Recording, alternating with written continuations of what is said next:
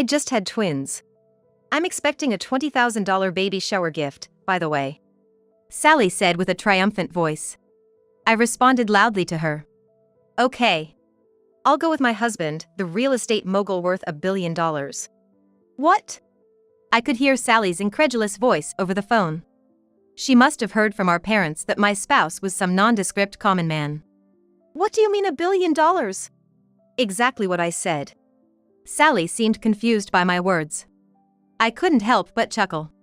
Then Sally, catching on, retorted, "That can't be right, because—" "Well, let's talk about it in person, including what you did that time." "Wait a sec, Daniela." "Then, I'll see you tomorrow." I unilaterally said so and hung up the phone. Sally tried calling me back several times, but I ignored all her calls. "I'm looking forward to tomorrow." Imagining Sally's regretful face, I laughed out loud. "My name is Daniela. I'm a 38-year-old housewife. I live with my husband, Bob. A housekeeper does all our housework, so I live a life of elegance every day. But the truth is, Bob is my second husband. I divorced my first husband 6 years ago. I met Bob later, while working at a restaurant, and we got remarried. My parents had arranged my marriage to my first husband, Henry, because they liked him. He was the president of a company that did business with my parents' company. I had no say in the matter, and the marriage was decided the day after our arranged meeting. Arranged marriages were rare at the time, but as the eldest daughter expected to inherit the family business, I wasn't surprised. Thus, our marriage was anything but sweet. Henry, a president of a company making millions a year, hardly came home and was often out playing around. Even when he did come home, he would just make a disgusted face at me and go straight to the bedroom. It was around that time that I was suddenly called back to my parents' house. "Daniela, you should get a divorce." "What? Why all of a sudden?" I was confused by my mother's sudden suggestion. Henry's business was thriving.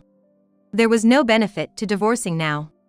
Could it be that she was pained by my situation? Holding on to that hope, I was shocked by what I saw next. "Why are Henry and Sally together?" "Sally is my sister. 10 years my junior, and dearly beloved by our parents. They practically ignored me in favor of her. And there she was, walking into the room, arm in arm with Henry. "Hey, sis. I've taken a liking to Henry. So, I'm taking him, okay? He's not something you can just take, Sally." "But, Henry likes me better, right?" Sally said, leaning on Henry. Then Henry looked at me with a smug smile. "Younger is always better, and Sally is prettier. I think she'd make a better president's wife."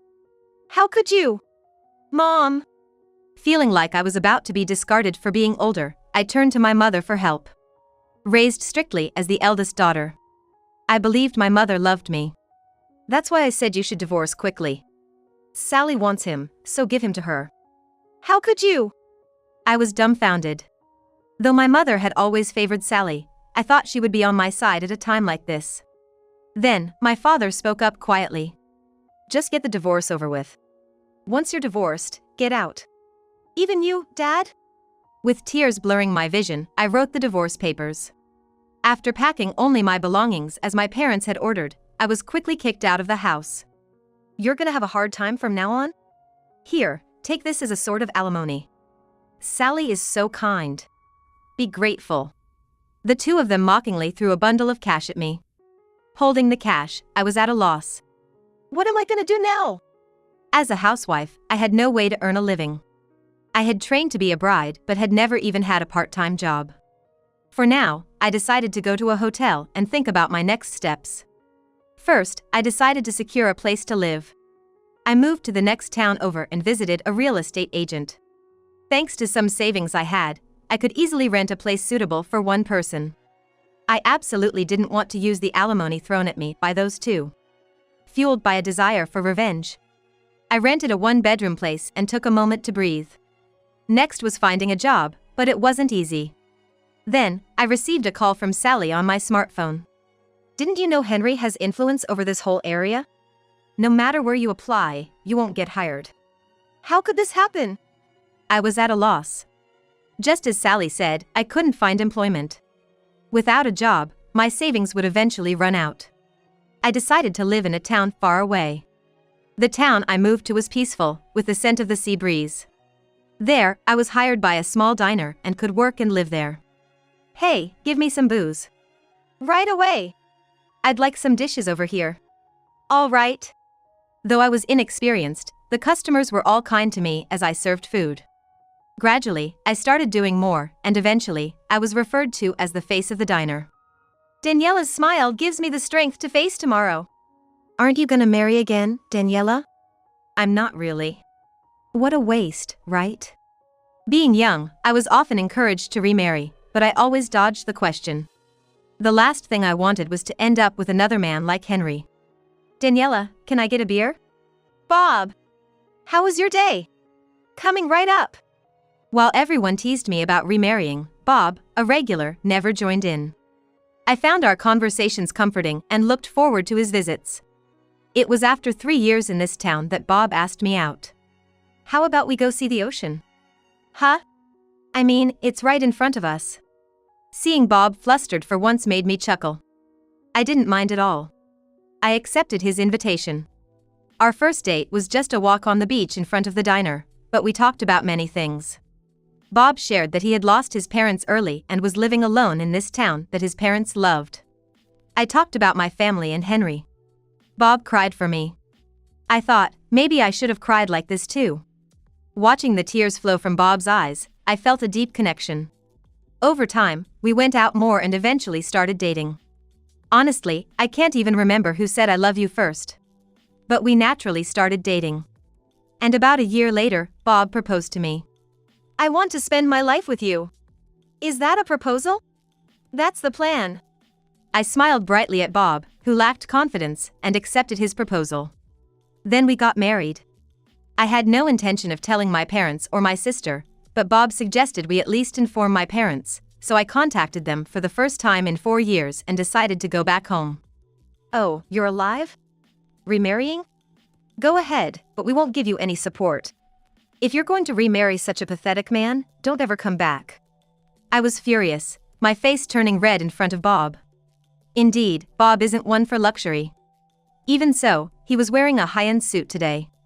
Despite that, I didn't want to have any more to do with parents who would say such things, and I was about to speak out in anger. Then, I'll be taking your daughter with me. We won't contact you again, nor will we ask for any assistance. Bob. My parents were shocked by Bob's forthright attitude but quickly became angry, calling it rude. Bob, with a smile, took my hand and we left my parents' house. I never thought it would be that bad. I'm sorry for making you go through that. No, don't worry about it. I actually feel a bit relieved. I said, smiling at Bob. Bob relaxed his shoulders, relieved by my expression. And then, we went back to our new home. After a while, the number of anonymous calls increased. I ignored all of them and consulted Bob. Let's ignore them. But it's creepy, so let's go buy a new number tomorrow. Yeah, thank you. I was very grateful to Bob for quickly taking care of it. The next morning, Bob made time and we went to change our phone number. Then, the anonymous calls stopped completely. I was relieved. However, shortly after, I started receiving calls from unknown numbers. Hello? The caller would hang up without saying anything. It felt very creepy, so I consulted Bob again. Let's just ignore any calls from unknown numbers, Bob suggested, and I ignored all such calls. Eventually, the calls stopped, and I gradually forgot about them. Then one day, I received a call from my parents' house. Thinking I had forgotten to remove it from my phone book after cutting ties, I reluctantly answered. But it wasn't my mother on the phone, it was Sally. Hello, Daniela? How are you? Sally. Don't sound so scary. It was inevitable that my voice would reveal my reluctance to talk to someone I wished never to speak with again. First, I decided to confirm the most pressing question. How did you get my number? It was easy to find. You know, I have money. Her tone convinced me that Sally hadn't changed at all. I was about to hang up when Sally cheerfully started talking. I had twins. I'm expecting a $20,000 baby shower gift, by the way. Sally said with a triumphant voice. I responded loudly to her. Okay. I'll go with my husband, the real estate mogul worth $1 billion. What? I could hear Sally's incredulous voice over the phone. She must have heard from our parents that my spouse was some nondescript common man. What do you mean $1 billion? Exactly what I said. Sally seemed confused by my words. I couldn't help but chuckle. Then Sally, catching on, retorted. That can't be right, because… Well, let's talk about it in person, including what you did that time, Sally. Wait a sec. Then, I'll see you tomorrow. I said unilaterally and hung up the phone. Sally tried calling me back several times, but I ignored all her calls. I'm looking forward to tomorrow. I waited for Bob to come home and explained the situation to him. Then, Bob smiled and made a suggestion. I'll go in my usual attire. I nodded in agreement. And I decided to wear my usual clothes and go back to my parents' house. I'm home. Oh, you're back. Did you bring your husband? Sally came running to the entrance with a smile, but she was surprised to see our outfits. And no wonder, our clothes were bought from a no-brand store for the common folk. Both the t-shirts and the pants cost about $20 each. What's with those shabby clothes? Aren't you supposed to be a real estate mogul? I returned her words with a smile. Then Sally interpreted it in her own way and made a mocking expression. So, it was a lie after all. You can't hide it even if you try to show off. Oh, it's not a lie. I said, pointing to the screen of my smartphone. It displayed Bob's name and photo. Sally stared at it intently before exclaiming. In that major real estate group? The president of that company? No way! It's not a lie. Sally glared at me with frustration. Then she pointed at our clothes and cursed. Then why are you wearing such shabby clothes? I made a mocking expression in response to Sally. Because we have to match the financial situation of the family, don't we? What? Are you saying our family has fallen? No, we just judged that this level of courtesy was appropriate. Bob and I always dress formally or in visitation attire when visiting someone's house. We have never once made the mistake of wearing t-shirts and jeans to someone's house. That's why we deliberately chose these outfits this time. There were 2 reasons for this. First, to mislead Sally like earlier and take the wind out of her sails. Seeing her frustrated expression meant it was a success. And the second reason. I started walking towards the living room. Bob followed me, and then Sally chased after us. Having Bob by my side makes me feel incredibly supported. I energetically opened the living room door. How noisy. Sally, you should open it more gracefully like you. What's with that cheap look? Really, I'm disappointed in you. As soon as I opened the door, my parents said that, and I couldn't help but laugh. My parents looked at me as if I were something dubious as I continued to chuckle. Sally was saying something about marrying a rich man, but it seems it was just Daniela trying to look good. Yeah, that's all you can manage with such cheap clothes. Don't cross our threshold again. My parents freely said whatever they wanted, but I just smiled and retorted. Judging people by their clothes is probably why your business is failing, isn't it? What? My parents were taken aback by what I said. But Sally looked confused. I decided to explain it to her clearly. Last year was in the red, wasn't it? I heard this fiscal year is looking dubious too. How is it? It's none of your business. I would like to say it's none of my business, but unfortunately, we're still blood related. My father glared at me, frustrated. His expression was so much like Sally's, and I remembered that I take after my mother, and Sally takes after our father. Actually, since Henry married Sally, my father's company has been on a decline. Bob checked after Sally called, and the performance has been worsening, far from recovering. The second reason we wore low-priced clothes was this. We wanted to let them underestimate us first, so when they learned about the bankruptcy, the impact would be greater. As my parents glared at me, I continued speaking with a sigh. I plan to renounce any inheritance when the time comes.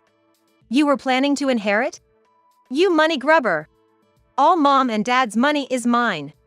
Sally, who had been quiet, interrupted and snapped at me. It seems she didn't understand what I said. I could explain it to her politely, but honestly, it's bothersome. However, the conversation wouldn't progress if I didn't explain. Just then, Bob succinctly spoke up for me. Your parents' company is about to go bankrupt. What? Sally looked surprised and glanced at her parents, who awkwardly looked away. Then, unbelievably, Sally clung to Bob's arm. So, Bob, will you cover for them? In return, you can have your way with me, just kidding. Despite Sally's light-hearted words, tension ran between me and Bob. Bob sighed heavily, forcibly removed Sally, and spoke up. Can you stop? That's really creepy. Creepy? Me? Yes, creepy. Bob emphasized, leaving no room for doubt. Sally staggered away from Bob, visibly shocked, and glared at me with teary eyes. How dare you say such rude things to me? I'm prettier than that plain sister. That's impossible. Daniela is slimmer, her skin is clearer, and beyond her physical appearance, her heart is much purer. Bob listed my good qualities, my cooking skills, intelligence, compassion, and my honesty. Hearing this made me feel awkward, as if I were a perfect human being. I tried to stop Bob by lightly tugging on his sleeve twice. Then, Bob turned to me with a smile.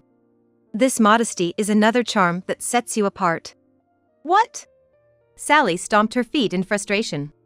Sally had grown noticeably larger since I last saw her, likely gaining around 44 pounds. Her once praised beautiful face was now marred by acne and blemishes, far from her past beauty. This was probably due to overindulgence by our parents and a decrease in metabolism with age. I sighed inwardly at Sally's lack of self-control. However, our parents began to defend her. Sally just got a bit rounder after giving birth. She'll get back to her shape in no time. No, this is clearly due to an unhealthy lifestyle. Stay out of it. My mother shouted at me, her face turning red. The mother I once thought absolute, now, after 6 years, didn't scare me at all. I then shared another truth. By the way, there's a possibility that those children aren't Henry's. What, is that true? Henry's voice came from behind at the same time as my words. Turning around, I saw Henry holding 2 babies. Long time no see, Henry. That doesn't matter. What's this all about? Henry approached me angrily. But Bob intervened. Then, on my behalf, Bob started explaining. I heard about Henry from Daniela, and on our way here, I had a contact look into it. Didn't expect to catch a tail in half a day, though. Bob took out his smartphone, showing a photo of a man and a woman entering a hotel hand in hand. Seeing the photo, Henry exclaimed, You're still involved with him. Henry then started talking about something nobody asked for. Right after we got married, she cheated on me with that man in the photo. She said it was just once, so I forgave her. Henry glared at Sally, who then glared back and retorted. I forgave you, yet you dare to act high and mighty after becoming a subsidiary of our company. What? You insisted that was the best move. Sally and Henry bickered, each blaming the other. Apparently, shortly after their marriage, Henry's company became a subsidiary of my father's, which quickly led to its downfall. I should have never divorced Daniela. Are you saying Daniela is better than me? Impossible. As Sally hysterically yelled, Henry raised his voice too. Of course. Daniela never complained about my affairs, and I was free to do as I pleased. If it were Daniela's child, she would take care of it, so I wouldn't have to. Realizing what he said, Henry suddenly looked enlightened. That's it. Daniela, let's remarry. It was fate for us to be together. Henry knelt before me, delighted with his conclusion, which made me step back in disgust. Then Bob stepped between me and Henry. Daniela is my wife. A remarriage with you is out of the question. What? Get out of the way. Henry shouted irritably at Bob. From behind Bob, I firmly responded to Henry. Remarrying you is absolutely impossible. I don't want your children. Oh, right, you couldn't have children. Well, it's still a no. What? What do you mean I can't have children? Henry looked dumbfounded at us. Sally and our parents had the same expression as Henry. I decided to explain to them. Back when I was still married to Henry, I went to the doctor. I had some tests done. Don't you remember? Oh yeah, I remember being dragged to the doctor. But it was your fault, wasn't it? Henry seemed eager to blame me, repeatedly insisting that he was healthy. I confronted Henry with the truth he had been avoiding for 6 years. The one who can't have children is you, Henry. That's a lie. Then whose kids are these? They're mine, right? Unfortunately, they're not your children. Upon hearing this, Henry slumped in defeat.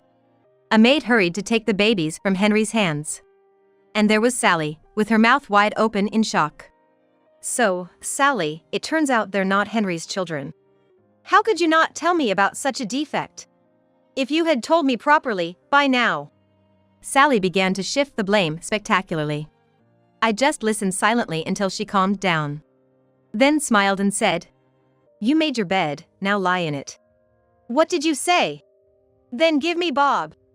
Bob himself already said no. "Then give me money. Family should help each other out."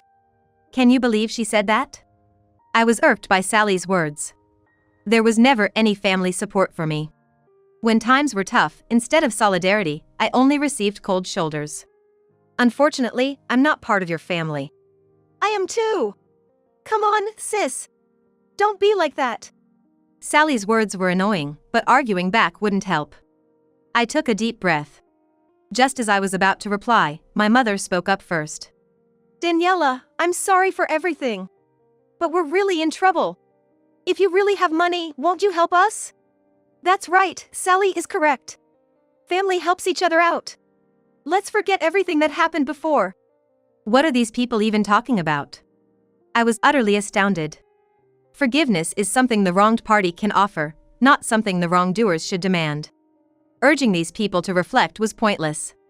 I let go of the tiny bit of familial affection I had left and looked at them coldly. Noticing my gaze, all three flinched momentarily but quickly put on a sickeningly sweet smile. "We're sorry for everything, okay? Yeah, we're making an effort here, so you should compromise a bit." Their unrepentant attitude made me sigh. I smiled only with my mouth and then asked my mother. "Tell me, after being oppressed by a half-sister and real parents, why should I go that far? Different fathers? What are you talking about? Sally is my child." Even after saying so much, my father's lack of understanding was astonishing, but it seemed my mother got the implication. Her face turned pale. "Well, what nonsense is this child talking about? If you're trying to dodge the issue, that's fine. But I once saw Mom cheating." Yes, I had seen my mother bringing a man into our house back when I lived there. It was shortly after they got married. Both my father and Henry were on business trips, and Sally was on a trip with friends. It was just my mother and me at home. When I returned from running an errand my mother asked me to do, I found unfamiliar men in the house. I thought we had a visitor. I then heard voices from the bedroom. I wanted to cover my ears. But what I heard next made my eyes widen. "He doesn't know Sally isn't his child." "Sally isn't Dad's child." I was so shocked I had to cover my mouth with both hands. I wanted to hear more, but sensing they were about to leave the bedroom, I quickly left the house to kill time and returned when I thought the affair partner had left. Curious about that time, I investigated right after marrying Bob. Then it turned out that the man was Ethan, an old friend of my father's. And the affair was still ongoing. Because she's been cheating with him for so long, she threw me out forcibly when Sally wanted Henry because she's Ethan's child. What does that mean? My mother was pale, shaking her head in denial. Seeing this, even my father seemed to understand, his face turning bright red as he glared at her. I decided to give my father the name of the affair partner as a parting gift. Mom's affair partner is Ethan. Ethan! She cheated with him. Even now, yes. My father was dumbstruck. Given that Ethan was considered a close family friend, the betrayal must have hit him especially hard. Yet, I felt no sympathy for my father in that situation. "I'm not Dad's child." Sally was also stunned, and no one was attacking me anymore. "Are we done here? I've already decided to renounce any inheritance, so you can do as you like from now on. But in return, I won't help. I want nothing to do with you all from here on out." My voice trembled a bit towards the end, but I managed to say everything I wanted to. "All right, let's go." I signaled to Bob with a clear mind. And just before leaving the room, I turned around and pulled an envelope from my bag. "Oh, right, here. This is the alimony you threw at me. I haven't used it, so it's still the full amount from back then. Consider this a return gift for the baby shower. It's a bit more than you asked for, but think of it as severance money," I said, placing the envelope in front of Sally. Sally was so shocked she didn't move. We left the four of them behind and left my parents' house. Afterward, my parents didn't divorce but became estranged. My mother's actions were severely restricted, and her relationship with Ethan was forcibly ended. My father stepped down from his position as president and tried to live on his pension, but due to his long-standing spending habits, it didn't work out, and he eventually sold the house. I passed by my old home recently and saw it had been demolished, which lifted my spirits a bit. Apparently, they're now living in a rental house, struggling to pay the rent with both of them having to work. My mother, having never worked before, didn't last long at any job. Sally and her husband divorced. And naturally, Sally lives with their children. Unable to support herself and 2 children, she turned to her affair partner, who was already married and currently in the midst of another domestic crisis. Though I could sympathize since we share some blood, thinking of all she had done made me feel she got what she deserved. Henry tried to revive his company alone after the divorce. But the bad reputation spread, leading to lost deals. Eventually, his company went bankrupt. He also fell for a marriage scam through a dating app, losing the alimony Sally paid him and ending up penniless. Now, he's working in construction to pay off his debts. Bob received a call asking for money but firmly refused, saying they were strangers to him.